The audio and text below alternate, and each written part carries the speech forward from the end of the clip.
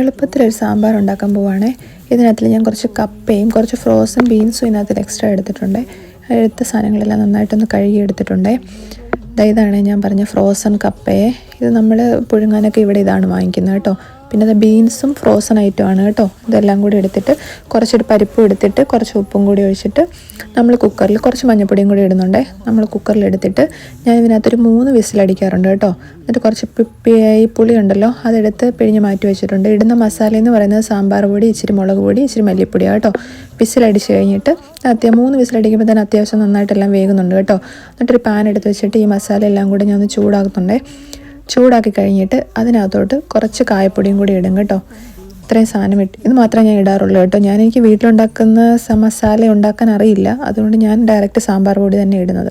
ആ പാനിൽ തന്നെ കുറച്ച് കടുക് പൊട്ടിച്ചിട്ട് കുറച്ച് സവോളയും കുറച്ച് കറിവേപ്പിലയും കൂടിയാണ്. ഇവിടെ നമ്മൾ ഉണങ്ങിയ കറിവേപ്പില യൂസ് ചെയ്യുന്നത് കേട്ടോ, കാരണം എനിക്കിവിടെ ഫ്രഷൊക്കെ കിട്ടാൻ കുറച്ച് ബുദ്ധിമുട്ടുള്ളതാണ്. പിന്നെ ആ പുളിയും കൂടി പിഴിഞ്ഞൊഴിച്ചിട്ടുണ്ട്. ഇത്രേ ഉള്ളൂ, പെട്ടെന്ന് നമുക്ക് ഉണ്ടാക്കിയെടുക്കാവുന്ന ഒരു സാധനം ആ സാമ്പാർ എന്ന് പറയുന്നത്.